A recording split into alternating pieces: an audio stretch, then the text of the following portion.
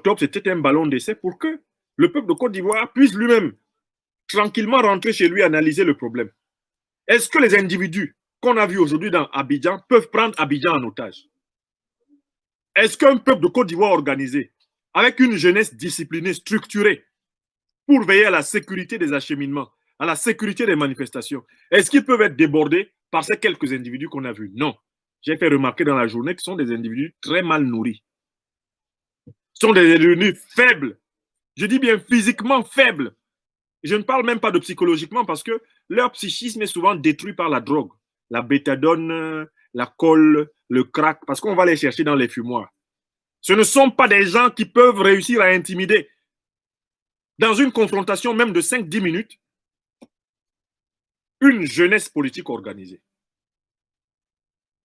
Donc, à l'avenir, il faut préparer des marches pacifiques et des cordons de sécurité efficaces.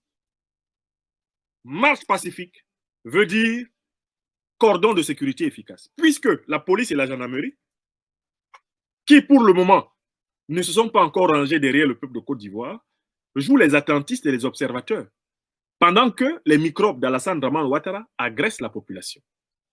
Donc, je voulais que chaque Ivoirien qui écouterait cette conférence de débriefing du soir réfléchisse à ce problème et que les grandes formations politiques de l'opposition prennent ce problème à cœur. Que les cadres politiques prennent cela à cœur et qu'il y ait une solution systématiquement les jours de manifestation. Car il peut y avoir une solution. Les nuisances que j'ai observées là ne peuvent pas dépasser le peuple de Côte d'Ivoire. D'autres oppositions à travers l'Afrique ont résolu ce genre de problème. Il faut les résoudre dans le cadre strict de la légitime défense. Non pas de l'agression délibérée, mais de la légitime défense. J'insiste là-dessus. Car les manifestations pacifiques ne sont pas faites pour agresser, pour casser, pour blesser, pour tuer.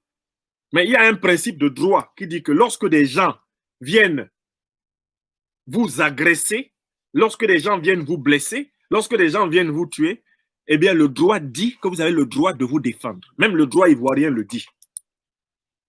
Et le droit universel le reconnaît, le droit international le reconnaît.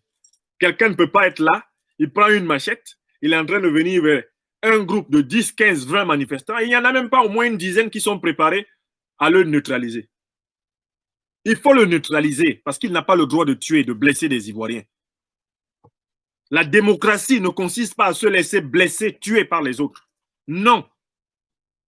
Et il faut donc que le peuple de Côte d'Ivoire développe cette culture, non pas de l'agressivité, mais de la légitime défense. Octobre, c'était un ballon d'essai pour que le peuple de Côte d'Ivoire puisse lui-même tranquillement rentrer chez lui et analyser le problème. Est-ce que les individus qu'on a vus aujourd'hui dans Abidjan peuvent prendre Abidjan en otage?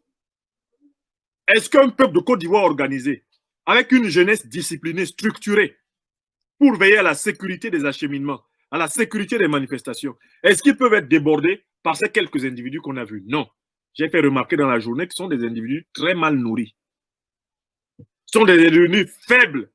Je dis bien physiquement faibles.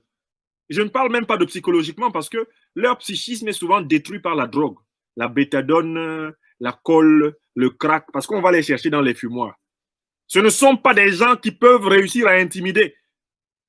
Dans une confrontation même de 5-10 minutes, une jeunesse politique organisée.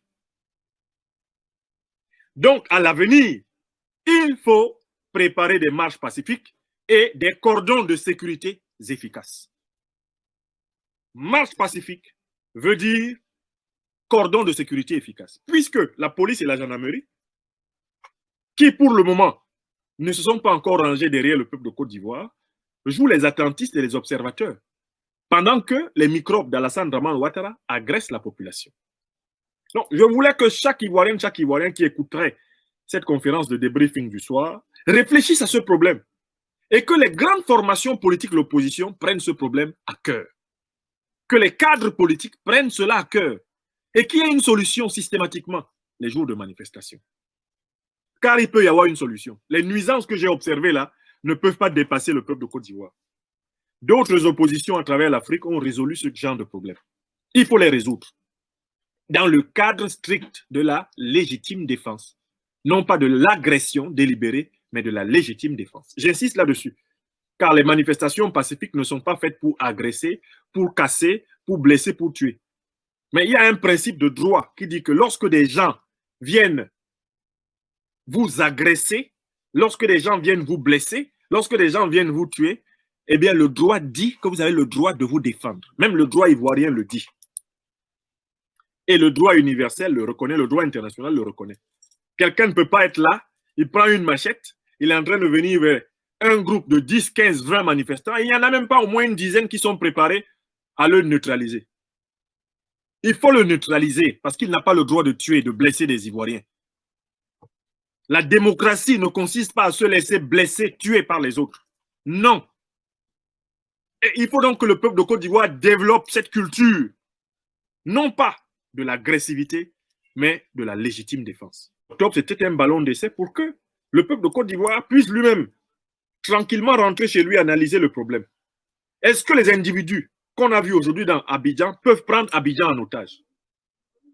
Est-ce qu'un peuple de Côte d'Ivoire organisé, avec une jeunesse disciplinée, structurée, pour veiller à la sécurité des acheminements, à la sécurité des manifestations, est-ce qu'ils peuvent être débordés par ces quelques individus qu'on a vus? Non.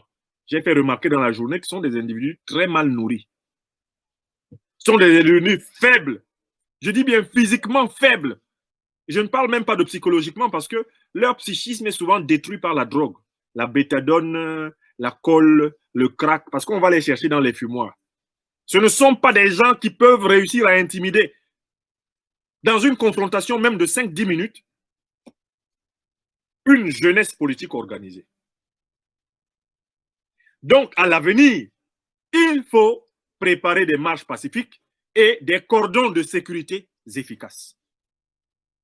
Marche pacifique veut dire cordon de sécurité efficace. Puisque la police et la gendarmerie, qui pour le moment ne se sont pas encore rangés derrière le peuple de Côte d'Ivoire, jouent les attentistes et les observateurs, pendant que les microbes d'Alassane Draman Ouattara agressent la population.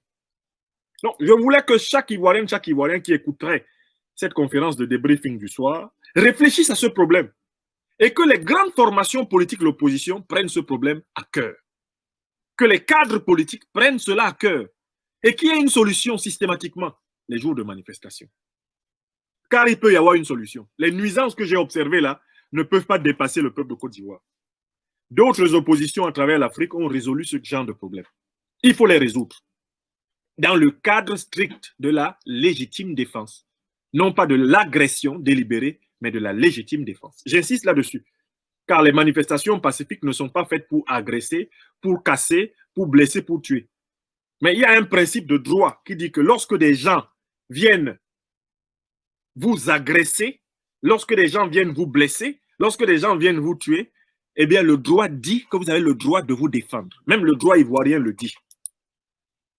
Et le droit universel le reconnaît, le droit international le reconnaît. Quelqu'un ne peut pas être là, il prend une machette, il est en train de venir vers un groupe de 10, 15, 20 manifestants, et il n'y en a même pas au moins une dizaine qui sont préparés à le neutraliser. Il faut le neutraliser parce qu'il n'a pas le droit de tuer, de blesser des Ivoiriens. La démocratie ne consiste pas à se laisser blesser, tuer par les autres.